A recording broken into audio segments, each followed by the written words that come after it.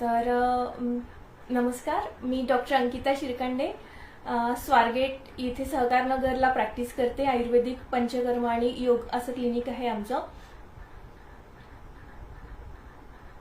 Okay, noted. Pednekar sir, तुमचाही प्रश्न आपण घेतलेला आहे, आपण बोलूया या ओघावर. तर त्याच्यासोबतच मी डॉक्टर डी.वाय. पाटील आयुर्वेदिक कॉलेजला असोसिएट प्रोफेसर आहे आणि इंटरनॅशनल आयुर्वेद अकॅडमी नावाची एक संस्था आहे, त्याची मी सेक्रेटरी म्हणून पण काम करते.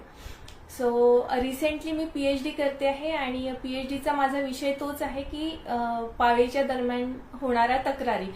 हल्ली जे आपण जाणवतो की पाळी आली की पोट दुखणं, कंबर दुखणं ह्या गोष्टी नॉर्मल पकडल्या गेल्या आहेत. म्हणजे पाळी आली की हे कॉमनली होतं. तुम्ही कुठल्याही फिजिशियनकडे गेलेत की ते म्हणतील किती दुखतं, सहन होण्यापर्यंत असेल ना, तर मग ते नॉर्मल आहे असं म्हणूनच त्याला पकडलं जातं. पण आधी असं होतं का? तर नाही. ह्या 20व्या शतकात पासून हे मोस्टली सुरू झालंय. मग त्याच्यावर लोकांनी रिसर्चेस करणं सुरू केले की असं का होत असेल. मग असं सगळं होत असताना आयुर्वेद काय म्हणतो हे जर आपण शोधलं तर आयुर्वेदाने सांगितलं आहे की पाळी जेव्हा येते तेव्हा ती निष्पिच्छ, दाह आणि अर्ती अशी असावी. निष्पिच्छ म्हणजे त्याच्यामध्ये कुठली पिच्छिलता नसावी. म्हणजे जर तुम्ही जर पॅड्स घेत असाल किंवा कापड वापरत असाल तर त्याच्यावर चिकटपणा असायला नको, म्हणजे निष्पिच्छ. किंवा त्याची डाग हे पटकन निघून गेले पाहिजे वॉश केल्यानंतर. त्या कपड्याला रंजकत्व यायला नको. त्याच्यानंतर दाह म्हणजे बर्निंग सेन्सेशन, किंवा हात किंवा तळपाय गरम होतात, डोकं गरम होतं, कणकण होते, कुठल्याही प्रकारची शरीरामध्ये उष्णता जाणवणं, हेही नॉर्मल नाही आहे असं आयुर्वेदाने सांगितलं. आणि थर्ड मोस्ट इम्पॉर्टंट इज अर्ती. म्हणजे आता जे मोस्टली लोकांनी विचारले आहे की तुमचा पाळीच्या दरम्यान पोटात दुखणं, हे जे काही 2-3 लोकांनी मला हे विचारले आहे प्रश्न की हे नॉर्मली दुखतंच, तर हे नॉर्मल नाही आहे. आयुर्वेद म्हणतो की असं दुखायलाच नाही पाहिजे. तुम्ही ऍब्सोल्युटली जसं पिरियड्स नसताना नॉर्मल असतात तितकेच नॉर्मल तुम्ही पिरियड्स असताना सुद्धा असायला हवंय. तर ही जी काही गोष्ट आहे ही आयुर्वेदात खूप सुरेख पद्धतीने मांडली आहे आणि याला म्हणतात रजस्वला परिचर्या. ती आपण आता जाणून घेणार आहोत. रजस्वला म्हणजे जी मुलगी किंवा स्त्री रज बाहेर टाकते आहे. रज म्हणजे पाळीतलं रक्त. तर जिला पाळी आलेली आहे किंवा जी त्या ब्लिडिंग फेज मध्ये आहे तिला आयुर्वेदाने म्हटलंय रजस्वला. आणि तिने कुठली चर्या पाळायची, तिने कुठली लाईफस्टाईल त्या दरम्यान अडॉप्ट करायची, याला त्यांनी नाव दिलंय रजस्वला परिचर्या. सो आता तुम्ही असं म्हटलं असेल की अरे हे तर आपण कधीच ऐकलं नाही, असं कसं झालं. आपण खरं तर माझ्या आईंनी कधी नाही सांगितलं, सासूबाईंनी कधी नाही सांगितलं, असं तुम्हाला वाटत असेल की आम्ही ऐकलं नाही. कारण हा विषय मागेच पडलाय. म्हणजे आता तुम्हाला ऐकून माहिती असेल की सुतिका परिचर्या किंवा बाळबाळंतिणीची काळजी घ्यायची असते, हे माहिती असेल तुम्हाला की अंगाला तेल लावलं जातं, शेकलं जातं, बाळंत काढे दिले जातात, बाळंत बत्तीसा दिला जातो, हे ऐकून माहिती असेल तुम्हाला आणि तुम्ही फॉलोही केलं असेल ऑब्व्हियसली. सो ही सुतिका परिचर्या झाली. आणि आपण साधारण किती महिन्यांपर्यंत फॉलो करतो? जर माहेरी सून किंवा मुलगी राहिलीच 6 महिने, 8 महिने, जास्तीत जास्त 8 महिने, तर तिथपर्यंत ती फॉलो केली जाते. म्हणजे आयुष्यातले जर हल्ली तर सगळेजण एकच चान्स घेतात आणि फार तर फार 2, तर साधारण 8 ते 16 महिने आपण फक्त या फेजमध्ये असतो आणि आपण तिला इतकं वेटेज देतो. ओके. त्याच्यानंतर दुसरी तुम्हाला माहिती असणारी परिचर्या म्हणजे गर्भिणी परिचर्या. म्हणजे आता हल्ली जे तुम्ही सगळे गर्भसंस्कार करून घेता किंवा आपल्याकडे वेगवेगळे संस्कार असतात, प्रत्येक महिन्यात आपण हे खा ते खा असं वेगवेगळं दिलं जातं, महिन्याभराची औषधं असतात. तर हिला म्हणतात गर्भिणी परिचर्या. म्हणजे जी गर्भिणी माता आहे तिने पाळायची परिचर्या. तर ही साधारण 9 महिन्यांपर्यंत पाळतो, हो ना. म्हणजे ह्याचा स्पॅनही साधारण 9 महिने. एक जर तुम्ही प्रेग्नन्सी प्लॅन केली तर 2 केली तर फार 18, नंतर डोक्यावरून पाणी. हल्ली तर काय आपण त्याच्या पुढे जात नाही. सो 18 महिन्यांच्या कालावधीसाठी आपण याला इतकं महत्व देतो. आणि आता तुम्ही विचार करा, आपल्याला आयुष्यभरात किती महिने पाळी येते आणि आपण त्याच्याकडे किती लक्ष देतो.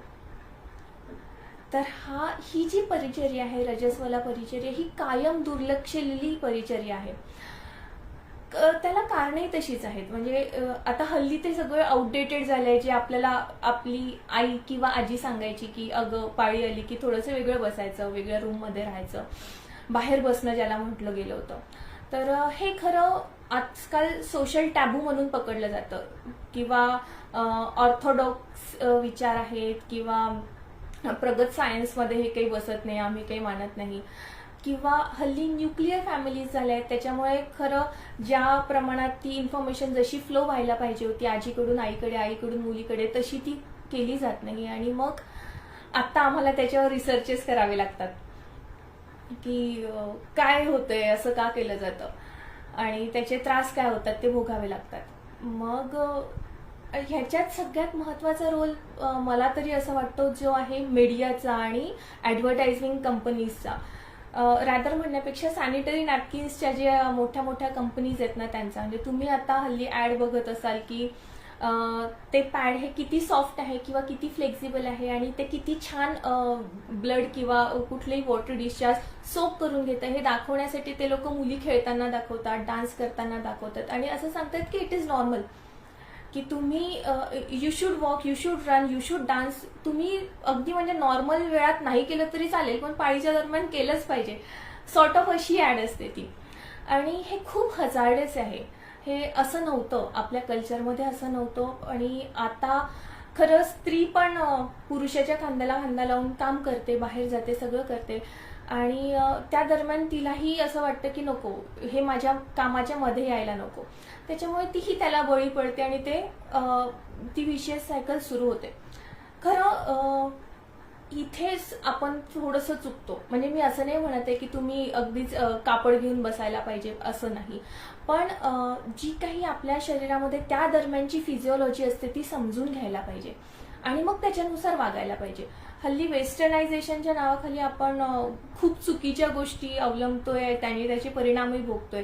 तर त्यातला हा एक प्रकार आहे. त्याच्यामुळे हा आजचा विषय आपण प्रकर्षाने मांडलाय की आजच्या दिवशी आपण या वाईटावर पण विजय मिळवूया या हिशोबाने. बऱ्याच वेळा ही गोष्ट माहितीच नसते आणि मग मागे सुटली जाते. तर आज त्यानिमित्ताने माहिती होईल आणि कदाचित आपण किंवा आपल्या मुली किंवा सुना त्या मार्गावर यायला लागतील आणि मग पुढे भविष्यात त्यांना होणारे त्रास आपण आटोक्यात आणू शकू. सो आपण आता समजून घेऊया की रजस्वला म्हणजे काय, आणि आपण हे सगळे प्रश्न घेऊयात बरं का. मी माझा फ्लो आधी कंटिन्यू करते आणि नंतर हे सगळे प्रश्न घेऊ. सो रजस्वला म्हणजे काय हे आपण समजून घेऊया आधी. एक तर रजस्वला म्हणजे त्या दरम्यान तिच्या शरीरामध्ये काय बदल होतात. तर तुम्ही बघितलं असेल की रजस्वलेच्या दरम्यान आपल्या शरीरामधून रक्त येतं. तर रजस्वलेला व्रणित म्हणजे जिला एखादं वूंड झाले आहे अशी स्त्री म्हणून कन्सिडर केलं आहे. आता तुम्ही विचार करा, जे रक्त आपल्याला न दिसत नाही त्याच्यामुळे आपण त्याच्याकडे दुर्लक्ष करतो. आता तुम्ही फक्त इमॅजिन करा की जे काही रक्त तुम्हाला खालून जाते ते सपोज तुमच्या हातातून जाते किंवा तुमच्या पायातून जातोय आणि मग तुम्ही आत्ता जसं वागताय तसं वागाल का. म्हणजे इतकं जर आपल्या शरीरातून ब्लड गेलं असेल तर आपण आराम केला असता किंवा बसून राहिलं असतं किंवा तुम्ही तुमच्या मुलीला काय सजेस्ट केलं असतं. तर ही जी व्रणित असण्याची परिस्थिती आहे ना ती आपण लक्षात घ्यायला पाहिजे. आपलं युट्रस जे आहे ते आतमधून शेड होत असतं, म्हणजे त्याच्या ज्या आतमधलं अस्तर असतं ते सगळं सुटून बाहेर येत असतं आणि आतमधून त्याला जखम झालेली असते. ती जखम भरून येण्यासाठी काय काय लागतं ते आयुर्वेद सांगतं रजस्वला परिचर्येमध्ये. म्हणजे आता जखम असताना आपण काय खातो की ज्याने पुई होणार नाही अशा पद्धतीचं अन्न खातो, जे अन्न लगेच पचेल, शरीराला त्याचा त्रास होणार नाही, त्याच्यामधून आम किंवा चिकटा शरीरामध्ये तयार होणार नाही, साधारण असं अन्न खाल्लं जातं त्या दरम्यान. तर हीच परिचर्या त्यांनी रजस्वलेसाठी सुद्धा सांगितली आहे. एक्झॅक्ट काय ते मी शेवटी सांगतेच तुम्हाला. त्याच्यानंतर दुसरं म्हणजे तुम्ही आता पंचकर्माबद्दल माहिती ऐकली असेल की आपण शरीर शोधनासाठी पंचकर्म करून घेतो. बस्ती असतात, वमन असतं, विरेचन असतं, नस्य म्हणजे नाकात टाकायची ड्रॉप्स असतात आणि रक्तमोक्षण म्हणजे शरीरातनं काही ठराविक खराब रक्त हे काढून टाकणं. तर आत्ता स्त्रियांच्या बाबतीत निसर्गाने ही सोय प्रत्येक महिन्याला केली आहे आणि हे खरंच खूप मोठं वरदान आहे जे आपण चांगल्या पद्धतीने वापरून घ्यायला पाहिजे. म्हणजे हल्ली तुम्ही बाहेर पंचकर्म करायला जातात तेव्हा तुम्हाला साधारण तुमचे बिझी शेड्यूलचे 15 दिवस प्लस अराउंड 15,000 रुपीज बाजूला ठेवावे लागतात, हो ना. तर हे निसर्गाने स्त्रियांच्या शरीरामध्ये एव्हरी मंथ हे आपोआप होईल अशी सोय केली आहे. आणि आम्ही वैद्य लोकही त्याचा फायदा करून घेतो. म्हणजे तुम्हाला जर सोरायसिस सारखे त्रास असतील स्किनचे, किंवा सांधेदुखी, आमवात, संधिवात असे काही त्रास असेल, तर आम्ही या शोधनांच्या स्त्रियांच्या बाबतीत विचार करून तशी औषधं देतो आणि त्याचा वापर करून घेतो. तर ही जी नॅचरल सायकल आहे, हे नॅचरल शोधन आहे. म्हणजे तुम्ही शरीरातून काहीतरी घाण बाहेर काढून टाकताय आणि मग त्या दरम्यान कुठले रूल्स फॉलो करायचे असतात, तर जे पंचकर्माच्या वेळेस सांगितलेले जातात. म्हणजे कुठले, की तुम्ही उच्चई श्रवण किंवा उच्चई भाष्य असं करायचं नसतं, जे हल्ली आपण करतो. मोस्टली सगळेजण हे कानामध्ये हेडफोन्स घातलेले असतात, व्हॉल्यूम जास्त असतो, त्याच्यामुळे बाहेरचा आवाज येत नाही आणि आपणही थोडंसं 2 टोन मोठ्याने बोलायला लागतो, हो ना. म्हणजे उच्चई श्रवण आणि उच्चई भाष्य या दोन्ही गोष्टी होतात. या दोन्ही गोष्टीमुळे शरीरातला वात वाढतो आणि तुमचं पेन वाढायला लागतं. ओके. म्हणजे जे तुम्ही आता मला सगळेजण म्हणताय ना, ओटीपोटात दुखतं, तर एक कारण हे त्याच्यासाठी आहे की तुम्ही त्या दरम्यान पाळीच्या दरम्यान वात वाढेल असं कुठलंही काम करायचं नाहीये. मग त्याच्यासाठी साधारण शांत मनाची आणि शरीराची शांतता आपल्याला अपेक्षित आहे.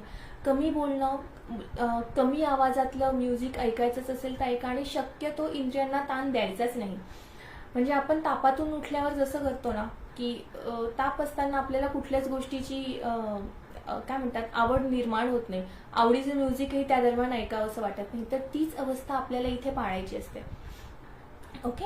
त्याच्यानंतर रथक्षोभ असा शब्द आलाय. म्हणजे त्या काळात रथानी इकडे तिकडे चंक्रमण केलं जायचं. तर हल्ली आपण जे व्हेकल्स वापरतो किंवा एक्सेसिव्ह चालतो, हल्ली तर काय आपण सगळ्यांकडे त्या फिटबीटवाल्या हे असतात, वॉचेस असतात आणि सगळ्यांचे काहीतरी टार्गेट सेट असतात. मी आज 15,000 स्टेप्स चालणार, मी आज 10,000 स्टेप्स चालणार. अननेसेसरी.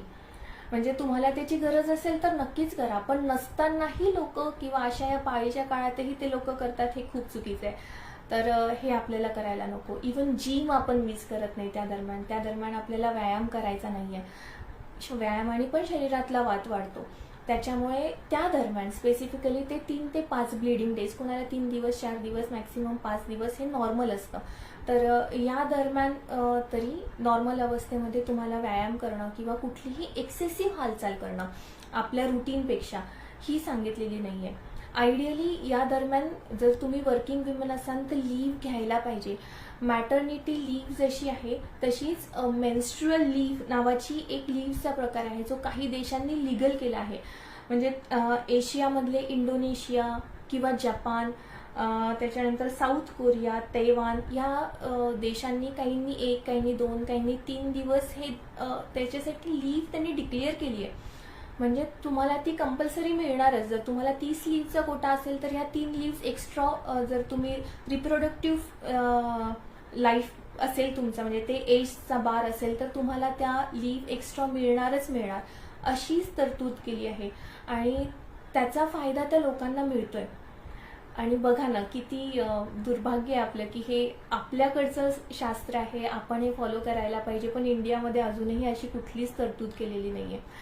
म्हणजे काय आपलं ते कस्तुरी मृगासारखं झालंय, सुगंध कुठून येतोय हे शोधतच बसले अजून. तर हे थोडं बदलायला पाहिजे. आणि नसेल तर नसेल, आपण आपली तरी लीव्ह घ्यायची. आणि ज्या माझ्या मैत्रिणी घरी राहत आहेत त्यांनी पण घरी त्या दरम्यान मात्र उगाच कुठलंही साफसफाईचं काम काढू नका, एक्स्ट्रा कामं करू नका. जेवढी शक्य होईल तितकी शांतता ठेवण्याचा प्रयत्न करा. तर हा आवर्जून मला मुद्दा मांडायला असा वाटला की हे जे आपलं रेग्युलर शोधून असतं त्याच्यासाठी. त्याच्यानंतर आयुर्वेदाने ही स्त्री जी आहे रजस्वलेच्या दरम्यानची, तिला अग्निमांद्य पीडित असं पकडलंय. अग्निमांद्य म्हणजे तुमच्या शरीरातला जो जाठर अग्नी आहे जो कमी झालाय, मंद झालाय, तर आता तो आपल्याला प्रवेश करायला त्याला ब्रीदिंग स्पेस द्यायची आहे. त्याच्यामुळे त्या दरम्यान पाळायचे पथ्य हे गर्भिणींना पाळायला सांगितले. मग काय करायचं तिने, तर तिला हविष्य अन्न खायला सांगितलंय. हविष्य म्हणजे काय, की जे अन्न आपण यज्ञात आहुती म्हणून देतो ते अन्नांना हविष्य अन्न म्हणतात, की जे हळूहळू ते अग्नी प्रदीप्त करायला मदत करतं. तरीच अन्न शरीरातही तसंच काम करणार आहे. आपला जो जाठर अग्नी आहे, जो साधारण स्टमक च्या एरियामध्ये राहतो असं पकडूया आपण, म्हणजे तुमच्या बेंबीच्या वर थोडासा, तर त्या एरियामध्ये तुमचं पहिलं पचन होत असतं. आणि तिथे तो अग्नी राहतो. आपण डायजेस्टिव्ह ज्यूस असं पकडून चाललो तरी चालेल तुम्हाला समजून घ्यायला. आणि तिथनं तुमचं अन्नाचं पचन होत असतं. तर मग जेव्हा आपण हे सगळी पथ्य पाळतो किंवा असं अन्न खातो, मग असं अन्न म्हणजे कुठलं तर आपण जे जे काही तुम्हाला मी जसं म्हटलं समिधा म्हणून घालतो ते सगळं चालणार आहे. म्हणजे तुम्हाला मूग चालतील, तुम्हाला साठे साळीचा तांदूळ जो येतो, साठे साळीचा म्हणजे 60 दिवसात तयार होणारा साळीचा भात, तो उत्तम सांगितलाय, पचायला हलका सांगितला आहे. तर तो तुम्हाला त्या दरम्यान खायला चालणार आहे. त्याच्यानंतर तूप गाईचं चालणार आहे. तेल कुठेही वर्णन केलेलं नाहीये. त्याच्यामुळे A2 गाईचं म्हणजे देशी गाईचं तूप काय म्हणतात 1 ते 2 चमचा, जास्तीत जास्त 2 चमचे, त्याच्यावर नको. तर इतकं त्या दरम्यान खायला चालणार आहे. खडी साखर चालणार आहे. त्याच्यानंतर डाळिंबासारखी फळं चालणार आहेत. अशी बरीच त्यांनी लिस्ट दिली आहे. तुम्हाला बार्ली माहिती असेल, मी कोणा दाखवायसाठी आणली आहे की सातू किंवा बार्ली म्हणून आपल्याकडे जे धान्य मिळतं ते हल्ली असं सोलूनही मिळतं, त्याला पर्ल बार्ली म्हणतात. ही अतिशय उत्तम आणि या काळात खाण्यासाठीचा आहार सांगितलाय. त्याच्यामुळे हा वेगवेगळ्या फॉर्ममध्ये तुम्ही म्हणजे याचं पीठ दळून आणा, त्याची पोळी चालेल, फुलका चालेल, किंवा याची खीर उत्तम सांगितली आहे आयुर्वेदाने खायला. आपण जी गव्हाची खीर करतो तशीच ह्याची खीर करायची आणि ती खायची पाळीच्या दरम्यान. आत्ता माझा जो PhDचा टॉपिक आहे तो त्याच्यावरच आहे की तुम्ही पाळीच्या दरम्यान कुठला आहार घ्यायचा आणि कसं वागायचं, की जेणेकरून मी 11 कंप्लेंट्स काढल्या आहेत कॉमनली ऑब्झर्व. म्हणजे ओटीपोटात दुखणं, पाठ दुखणं, पिंढऱ्या दुखणं, छाती जड वाटणं, पिंपल्स येणं, डोकं दुखणं, चिडचिड होणं. तर ह्या 11 कंप्लेंट्स अशा काढल्या आहेत. आणि त्याच्यावर आपण बघणार आहे की 6 महिने जर तुम्ही फक्त असा हा डाएट फॉलो केला तर तुम्हाला काय चेंजेस जाणवतात त्या लक्षणांमध्ये. तर हा माझा PhDचा टॉपिक आहे. तर मी जसं म्हटलं तसं हे मूगही आपल्याला चालणार आहे. त्याच्यानंतर काही मसाल्यांचे पदार्थ आहे, सुंठीसारखे, जिरं, धणे, हे सगळे उत्तम आहे. आणि जिरं किंवा धणे किंवा बडीशेप, बाळणशेपा, तुम्ही हे बघितले धान्य, ही औषधं बघितली तर त्यांच्यावर असे स्टेरेटेड मार्जिन्स असतात दोन्ही बाजूला. ओके. तर असे जे काही दिसणारी औषधं असतात ना, ती गर्भाशयाचं शोधन करायला खूप मदत करतात. म्हणजे काय की त्या दरम्यान जो काही फ्लो होतोच आहे, शरीरातलं अशुद्ध रक्त शरीर बाहेर काढतच आहे नैसर्गिकरित्या, तर त्याला हे गोष्टी मदत करतात. प्लस तुमचा फ्लॅच्युलन्स म्हणजे जे गॅसेस तयार होतात त्या दरम्यान ते तयार होण्याचं प्रमाण कमी करतं. आणि अग्नीचंही दीपन करतात, म्हणजे अग्नीला वाढवतात, तुमचं पचन सुधारायला मदत करतात. त्याच्यामुळे हे पदार्थ त्या दरम्यान तुमच्या खाण्यात असायला पाहिजे. तुम्ही नेटवर जरी टाकलं ना हविष्यन्न की तुम्हाला बरीच मोठी लिस्ट येईल, पण त्याच्यामध्ये काही केळी किंवा दही असे पदार्थही सांगितले आहेत, पण आपल्याला ते खायचे नाहीये. आपल्याला या दरम्यानचा आहार हा साधारण कोरडा आहार खायचा आहे. म्हणजे आयुर्वेदात तर त्यांनी स्पष्ट सांगितले आहे की करे शरावे पर्णेवा, म्हणजे तुमच्या करामध्ये जितकं अन्न मावेल तितकं अन्न खायला पाहिजे. किंवा शराव म्हणजे मातीचं जे परळ असतं छोटं, तितक्या परळामध्ये जितकं अन्न मिळेल तितकंच खायला पाहिजे. याला म्हणतात स्तोक अन्न. स्तोक म्हणजे कमी. तुम्ही जी नॉर्मल क्वांटिटी खाता ज्या रुटीनली, त्याच्यापेक्षा कमी आहार, कमी अन्न हे त्या दरम्यान खायला पाहिजे, जेणेकरून तुमच्या अग्नीवरचा लोड कमी व्हायला मदत होणार आहे. इतका सूक्ष्म विचार हा आयुर्वेदाने करून ठेवलाय. त्या दरम्यान कुठल्याही प्रकारचं पचायला जड पदार्थ खायचे नाहीयेत किंवा ऑइली पदार्थ खायचे नाहीये. आहार हा कर्षण करणारा, म्हणजे कर्षण म्हणजे थोडक्यात समजून घेतलं तर घासणं, शरीराला आतून घासून घासून स्वच्छ करणारा आहार त्या दरम्यान घेतला गेला पाहिजे. मग त्याच्यासाठी म्हणून मी म्हटलं की कोरडे पदार्थ मोस्टली असावे. तुपाचा वापर 2 चमच्यापेक्षा जास्त नको त्या दरम्यान. आणि तेलकट पदार्थ तर मुळीच खायला नको. आणि होतं काय, उलटं होतं. त्या दरम्यान आपल्याला चव नसते किंवा भूक नसते म्हणून चटकमटक काहीतरी पदार्थ खाल्ली जातात. चटण्या, खरडा, लोणची असे प्रकार जेवणात घेतली जातात तोंडाला चव यावी म्हणून. हे अतिशय चुकीचं आहे. तर हे आपण आवर्जून टाळायला पाहिजे त्या दरम्यान. तर अशा ह्या 3 गोष्टींचा विचार आयुर्वेदाने खूप चांगला सांगितला आहे की आपण जेव्हा पिरियड्समध्ये असतो तेव्हा आपण आपल्याला काय समजायचं, तर एक आपण आतमधून जखमी आहोत, वुंडेड आहोत. त्याच्यामुळे आपल्याला तशीच काळजी घ्यायची आहे. ते युटरस आपण आपल्याला बाहेरून तुम्ही इमॅजिन करा की एवढं त्याला जखम झाली आहे आणि एवढं त्याच्यातून ब्लिडिंग होते आणि मग तुम्ही तुमची स्वतःची काळजी घ्या किंवा तुमच्या जवळच्यांची काळजी घ्या. तसंच तुम्ही अग्निमांद्यावस्थेत आहे, म्हणजे तुम्हाला तेव्हा भूक कमी लागलेली आहे आणि तीच तशीच आपल्याला फॉलो करायची आहे. तर त्या दरम्यानचा आहार हा कमी आणि जो आपण आत्ताचे पदार्थ सांगितले त्यांनी युक्तच असायला हवा.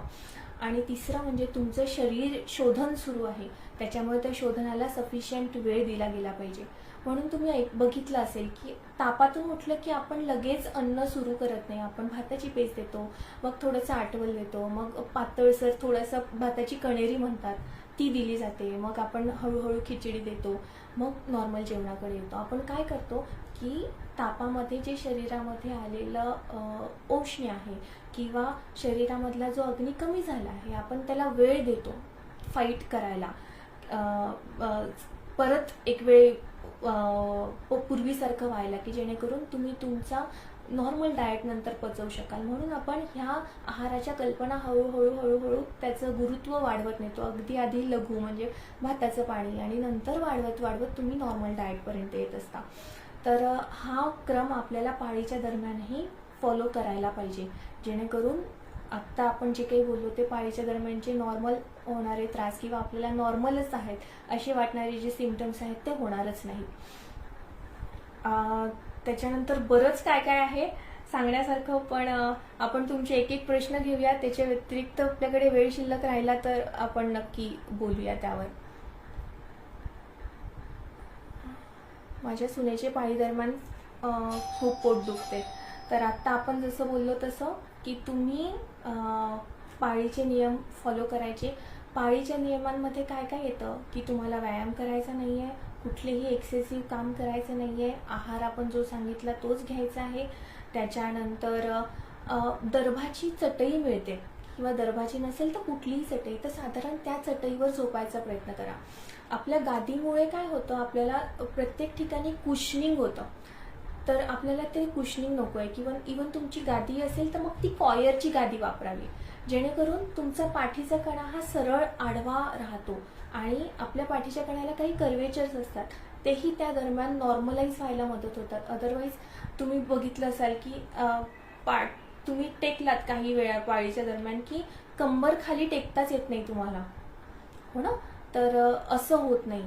त्याच्यामुळे पाळीच्या दरम्यान शक्यतो मॅटवर झोपायचा प्रयत्न करायचा. त्याच्यानंतर त्या दरम्यान म्हणजे आपण आयुर्वेदाने इतकं बारीक सांगितलंय की तुम्ही आंघोळीचंही श्रम घ्यायचं नाहीये, पण आंघोळ नाही करायची म्हणजे स्वच्छता तुम्हाला पाळायचीच आहे. त्याच्यामुळे आतमधल्या अवयवांची सगळी स्वच्छता ठेवायचीच, पण आंघोळीचेही श्रम घेऊ नका. किंवा शुक्रवर्धक अशा कुठल्याच गोष्टी करायच्या नाही, म्हणजे तुमचं मेकअप करायचं नाही आहे, तुम्ही फार दागिने त्या दरम्यान घालायचे नाही आहे. अगदी साधं काय म्हणता येईल त्याला लाईफस्टाईल त्या दरम्यान ठेवायचं आहे, की जेणेकरून तुमच्या शरीराला बाकी गोष्टींकडे लक्ष न देता इंटरनलच तुमचं सिस्टीम परत सुधारायला, वेळेत आणायला तो वेळ मिळत असतो.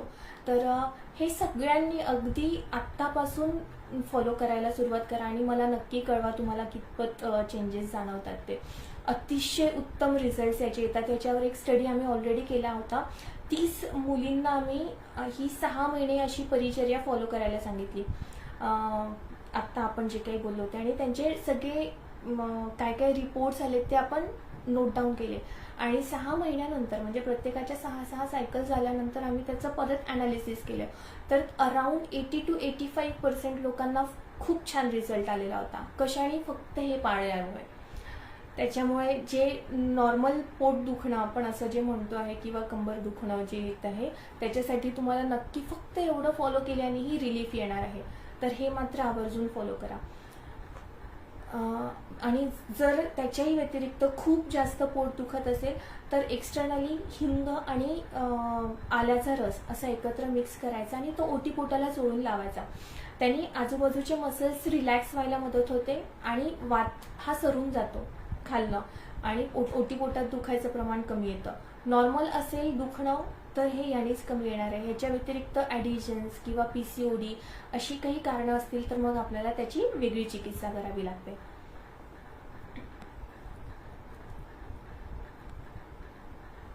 अजून पुढचा प्रश्न कोणाचा आहे का?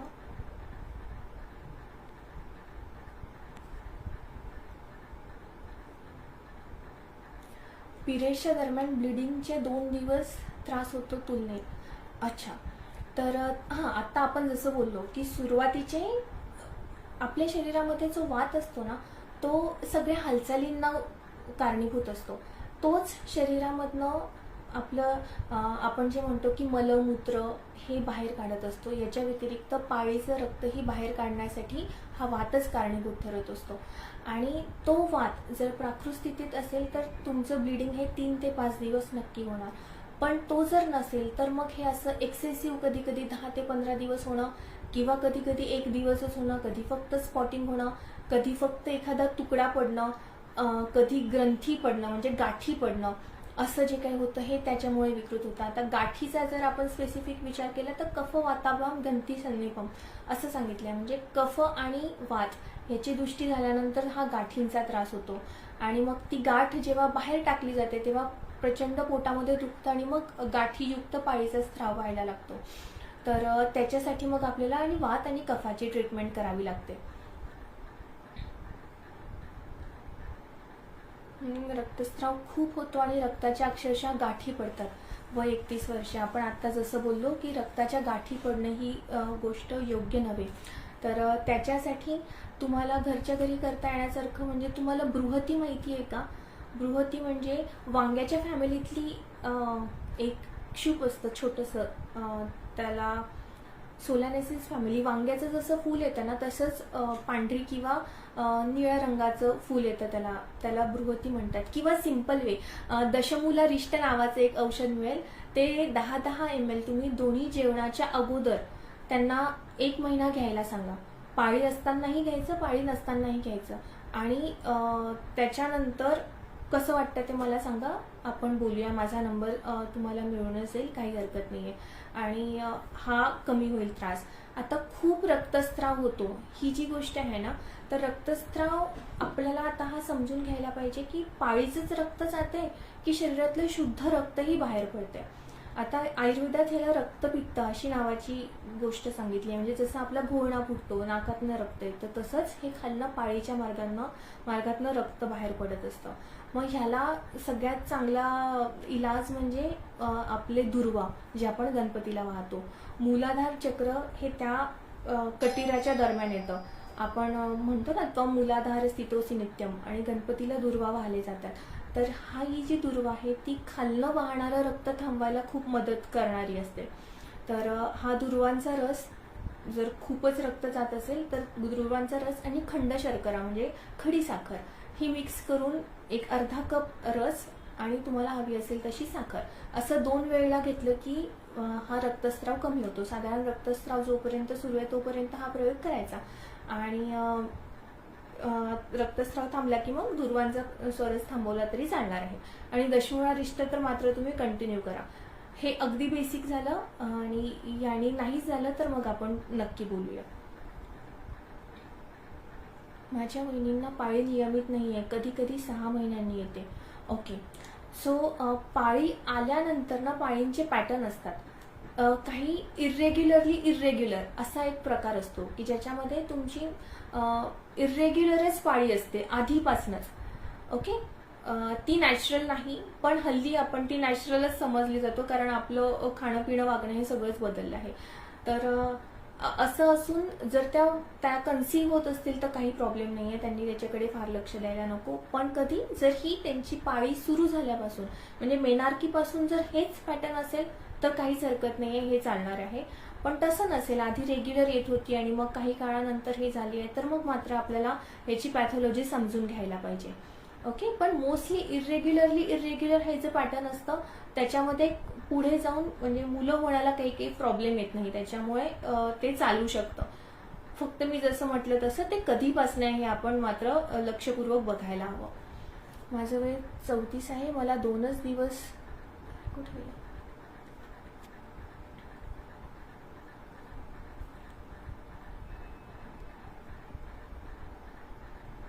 2च दिवस ब्लिडिंग होतं. पाळीच्या आधी तळपाय दुखतात, हे नॉर्मल आहेत का? आता तुम्हाला उत्तर कळलेलं आहे, हे मुळीच नॉर्मल नाही आहे. ओके, आपण अगदी नॉर्मल असायला पाहिजे. आणि नॉर्मल कधी असणार तर त्या दरम्यान जेव्हा आपण पूर्णतः विश्रांती घेऊ आणि आत्ता आपण जसं बोललो तसं डाएट ठेवू. तर माझ्या वहिनींना पाळी नियमित येत नाही, हे झालं आपल्याला. ओके, माझं वय 26, PCODचा त्रास आहे, सोबत गर्भाशयाला सूज आणि आकारमान लहान आहे, तरी सर्वतोपरी औषधोपचार झाले, कृपया आपण मार्गदर्शन कराल का? ओके रेश्माजी, ही थोडीशी क्रिटिकलच केस आहे, म्हणजे आपण घरगुती सल्ल्यांनी हे होणारं नाही आहे. पण स्टील तुम्ही कुठेही औषधं घेतली तरी आत्ता आपण जे बोललो ती मेन्स्ट्रुअल रेजिम आपण फॉलो करायला लागूया.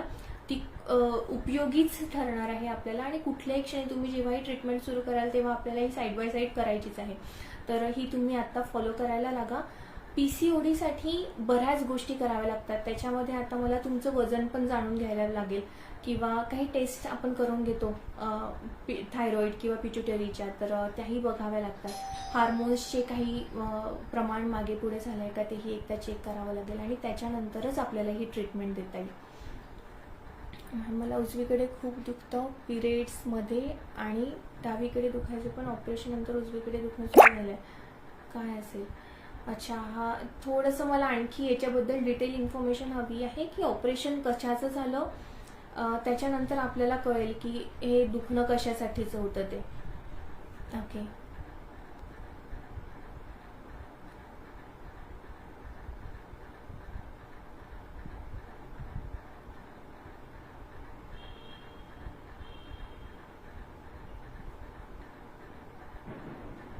पाळी केल्यानंतर आयुर्वेदानुसार कुठली काळजी घ्यावी? खूप छान. आयुर्वेदाने आपलं जी लाईफ सायकल आहे ती 3 टप्प्यांमध्ये सांगितली आहे. बाल्यावस्थेचा जो काळ असतो तो कफाचा काळ असतो. त्या दरम्यान शरीरामध्ये कफ आणि त्याच्यामुळे होणारे आजार हे जास्त जाणवतात. त्याच्यामुळे ती अवस्था जी असते ती कफाची असते. मग आपण तेव्हा शक्यतो मुलांना कफ होणार नाही याच्याकडे लक्ष देऊन असतो. त्याच्यानंतर आपण आत्ता जसं बोललो की मेन्स्ट्रुएशनच्या नंतर स्त्रियांच्या बाबतीत आणि पुरुषांच्या बाबतीतही साधारण 13-14च्या दरम्यान प्युबर्टी नंतर त्यांच्यामध्ये पित्ताचं अधिक्य वाढायला लागते आणि तो पित्ताचा काळ यायला लागतो. तर स्त्रीचं शरीर हे आग्नेयत्व सांगितलं आहे. म्हणजे आपण सृष्टी आणि आपलं जर असं हे बघितलं, अॅनॉलॉजी बघितली, तर सृष्टीमध्ये जो सूर्य सांगितला आहे तो स्त्री शरीराचं साधर्म्य दाखवणार आहे, आणि चंद्र जो आहे तो पुरुष शरीराशी साधर्म्य दाखवणार आहे. तर ह्या दरम्यान आपण जेव्हा चांगलं बीज तयार करण्याचे ह्याच्यात असतो, रिप्रोडक्टिव्ह फेजमध्ये असतो, तेव्हा स्त्रीच्या शरीरामध्ये आग्नेयत्व हे चांगल्या पद्धतीने वाढायला पाहिजे.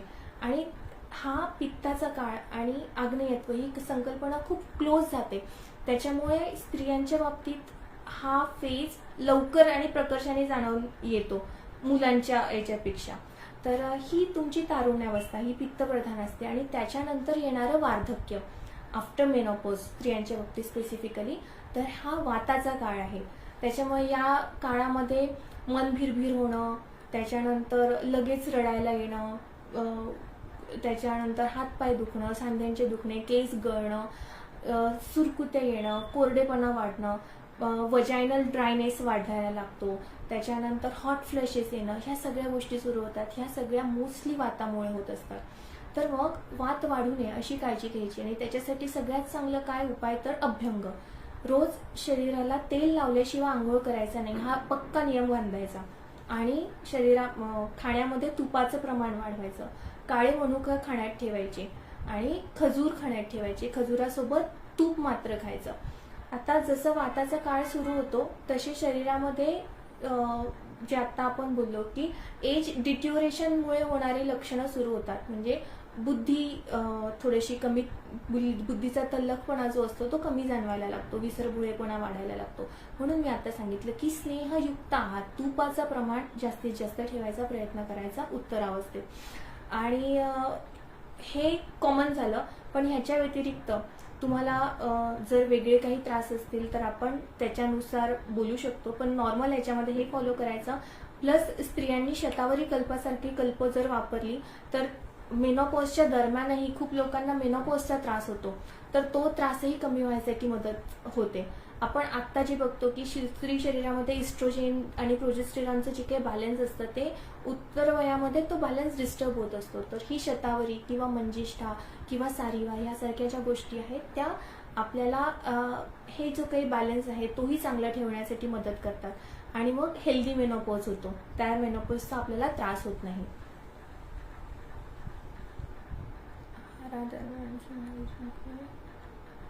पोट उजवीकडे का दुखतं? मला वाटतं हा जुनाच प्रश्न आहे. मला प्लीज तुमचं कारण सांगाल, तुमचं ऑपरेट कशासाठी झालं होतं ते. मी 35 वर्षांची मी सगळ्यांच्या वयामध्ये त्यांना पाहायचा त्रास जास्त होतो असं ऐकलं. नाही, मुळीच नाही. असं काहीच नाही आहे. कारण कुमारी अवस्था ही आपण नॉर्मलच पकडली आहे, त्याच्यामुळे असं काही नाही आहे. मात्र तुम्ही ही जी काही परिचर्या आहे ती प्रकर्षाने फॉलो करा आणि असं काही होणार नाही. युजली जेव्हा आपण बघतो तेव्हा स्त्री शरीर हे नवनिर्मितीसाठी जन्माला आलेलं असतं आणि आपण त्याचा जर मिसयूज केला तर हा त्रास होणार आहे, पण मिसयूज नाही केला तर त्याचा काहीच त्रास होण्यासारखा नाही आहे.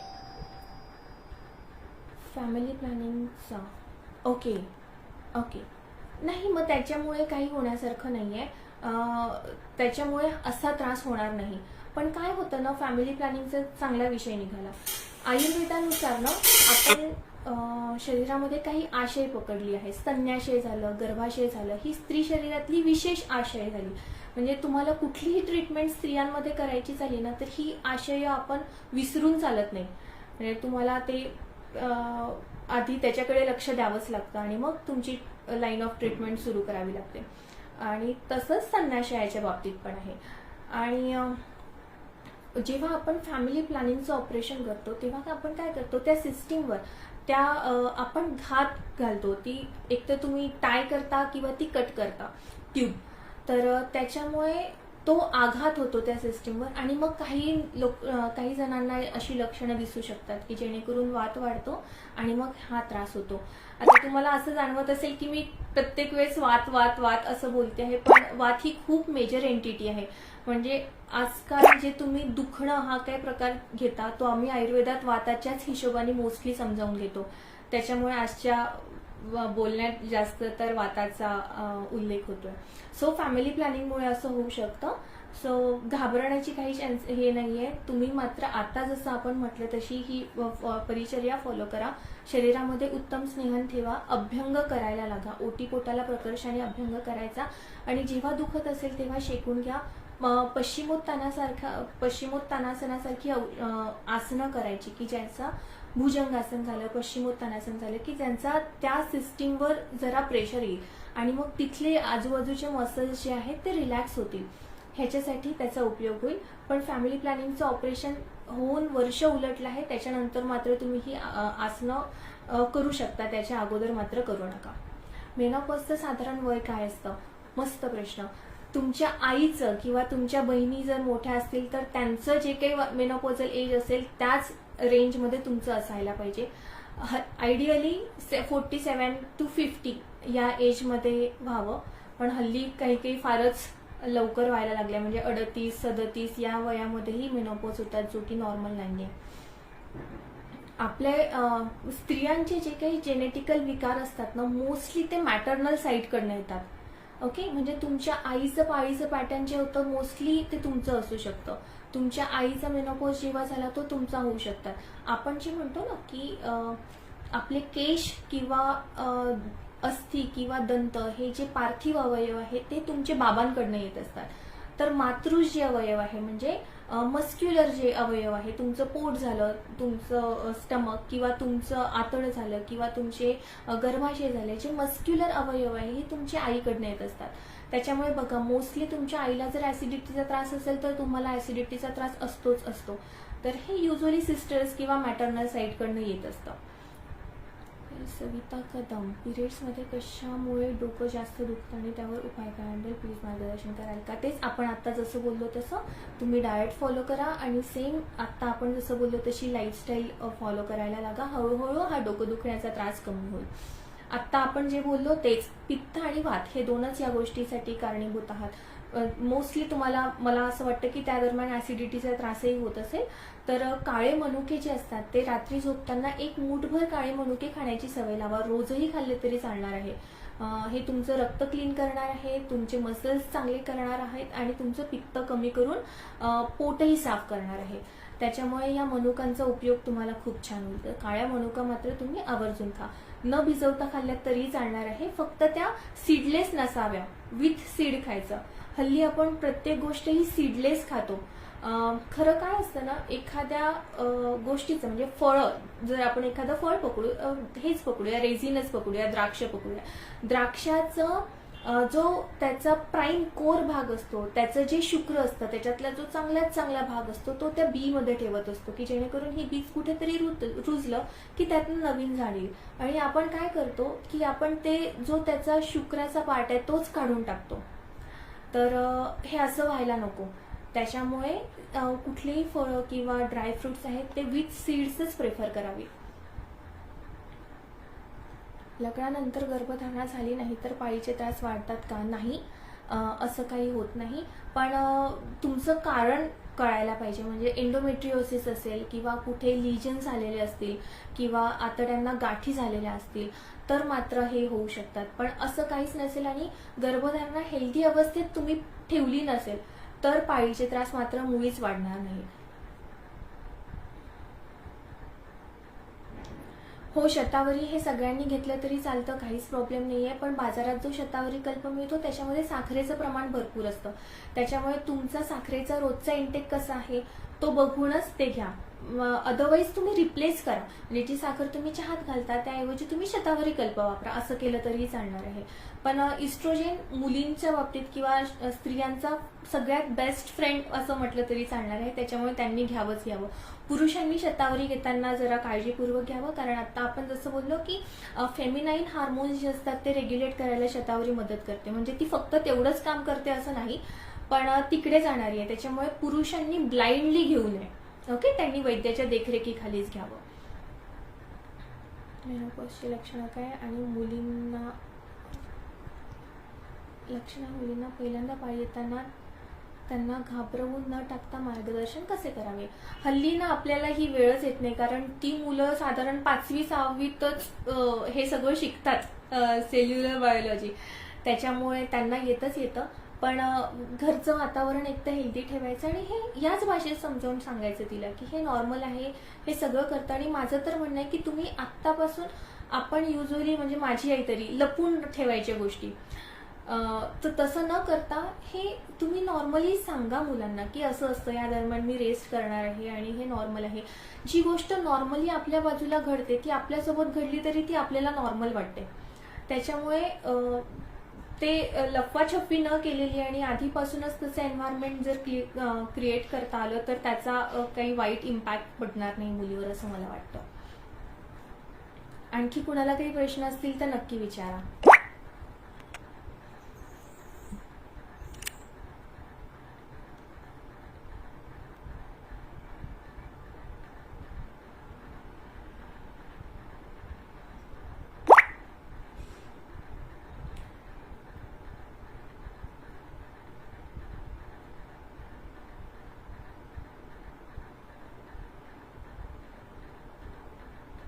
मेनोपॉजची लक्षणे काय, हा प्रश्न राहिला आपला. ओके, मेनोपॉजची लक्षणांमध्ये सुरुवातीला तुमचं मेन्स्ट्रुअल ब्लिडिंगचा इंटरवल वाढत जातो. म्हणजे तुमचं हे आधी सपोज 28 दिवसांनी येणार असेल तर ते साधारण 35 दिवसांनी, 40 दिवसांनी अशी पाळी येऊ लागते. किंवा काही काही जणांना एक सायकल स्किप होते, या महिन्यात आली की पुढच्या महिन्यात नाही येणार, त्याच्या पुढच्या महिन्यात येईल, असं होत जातं. त्या दरम्यान आयडियली असंच व्हावं आणि हळूहळू ते थांबून जावं. पण त्या दरम्यान जर तुम्हाला काही वेगळी लक्षणं दिसत असतील, जसं आता आपण म्हटलं की मन भिरभिरायला लागतं, मग हलकेपणा येतो मनाला, तसं होत असेल तर मग मात्र आपल्याला त्याची औषधं घ्यायला पाहिजे आणि ती लक्षणं कमी करायला हवी. पहिल्यांदा पाळी येण्याचं वेळ आणि अंगकाठी, हो, अगदी आहे. म्हणजे हल्ली जी ओबीस चाइल्ड्स असतात त्यांच्यामध्ये हा प्रकार लवकर घडतो पाळी येण्याचा. आपण जसं म्हणतो तसं आपल्या शरीरामध्ये 7 धातू असतात, तुम्हाला ऐकून माहिती असतील, रस, रक्त, मांस, मेद, अस्थि, मज्जा आणि शुक्र. तर त्यातला पहिला जो धातू आहे तो रसधातू, तो आपल्या आहार रसातून तयार होत असतो आणि त्याच्यावर आपल्या शरीराचं पोषण होत असतं. जर तुमचं शरीर तो आहार रस चांगल्या पद्धतीने पचवत असेल आणि पचून झाल्यानंतर मलभागाचं निस्सरण चांगलं होत असेल तर तुमची जी पाळीचं रज आहे ते चांगलं तयार होत असतं आणि पोषक रज चांगलं तयार होतं आणि वेळेत पाळी येते. पण तसं नसता ते जर झालं नाही तर त्याचं पचन हे ऑब्स्ट्रक्ट होतं मध्ये आणि मग पाळी ही एकतर लवकर येणं किंवा खूप उशिरा येणं असं व्हायला लागतं. त्याच्यामुळे मोस्टली तुम्ही बघितलं असेल की अशा मुलांना त्यांचे फिजिशियन जे ते वजन कमी करायला सांगतात. व्हाईट डिस्चार्ज बद्दल थोडे सांगा, त्यावर काय उपाय करता येईल? व्हाईट डिस्चार्जचे बरेच प्रकार असतात. फंगल इन्फेक्शनमुळे असतो, म्हणजे बऱ्याच वेळेला असं पाण्यासारखं असतो, कधी दह्यासारखा असतो किंवा कधी चिकट असतो. तर चिकट स्त्राव असेल तर ट्रीटमेंट घ्यावी लागते का? हो. आपण जे काही आता बघतो की पाळीला अगदी पुईसारखं घाण वास येणं किंवा गाठी जाणं किंवा चिकट पाळी येणं हे सगळे ॲबनॉर्मल प्रकार आहेत. त्याच्यासाठी आपल्याला ट्रीटमेंट घेऊनच ते कमी करायला पाहिजे. तर आपण व्हाईट डिस्चार्ज बद्दल बोलत होतो. हो, हे व्हाईट डिस्चार्ज बरेच वेगवेगळे आहेत आणि त्याच्यानुसार वेगवेगळ्या ट्रीटमेंट पण कराव्या लागतात. मोस्टली व्हाईट डिस्चार्ज जेव्हा असतो तेव्हा शरीरामध्ये एकतर व्हाईट डिस्चार्जमुळे थकवा येतो किंवा थकव्यामुळे पण व्हाईट डिस्चार्ज येत असतो. त्याच्यामुळे ह्या गोष्टी थोड्याशा आपण टाळायच्या, थकवा येणार नाही असं बघायचं.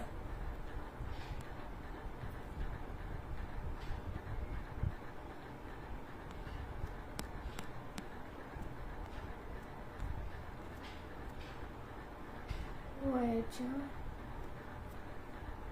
म्हणजे पूर्ण 6 दिवस व्हायच्या मला काही तास पण राग वाटतो, त्यामुळे लवकर पाळी आली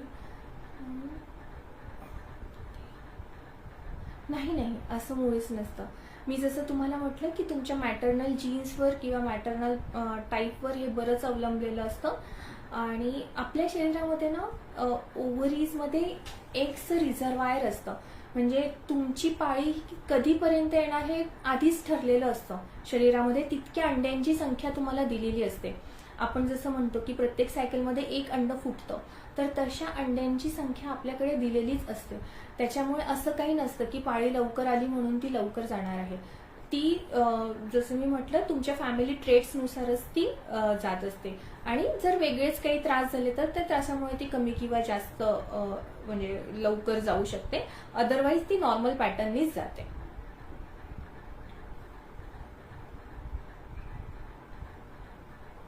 अजून कुणाला काही विचारायचं आहे की आपण थांबूया? आता 1 तास झालेला आहे असं मला वाटतं.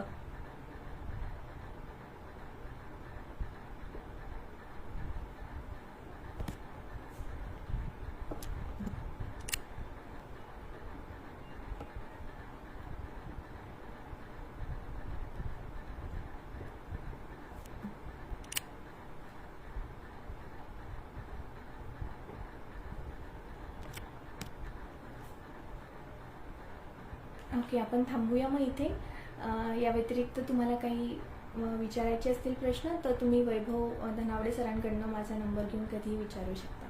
थँक्यू आणि हॅपी दशेरा सगळ्यांना.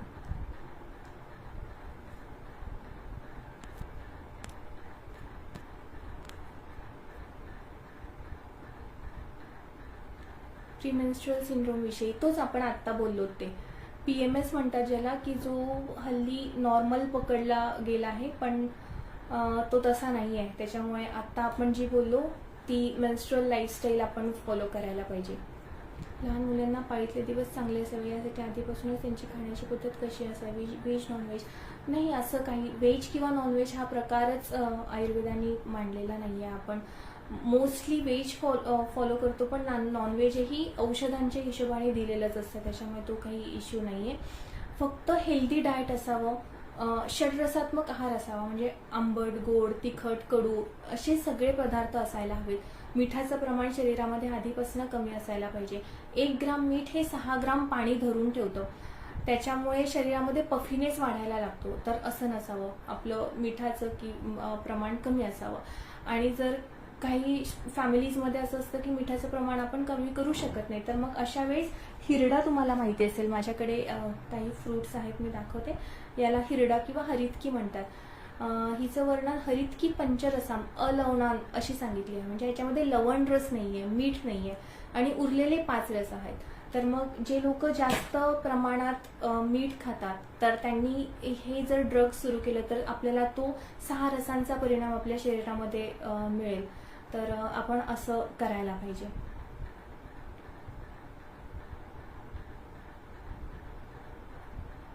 संध्या बोले मॅडम, आपण यावर बोललोय. आता तुम्ही लाईफस्टाईल फॉलो करायला लागा आणि ह्याच्या व्यतिरिक्तही काही असेल तर मला नक्की सांगा, आपण त्याच्यावर बोलूया.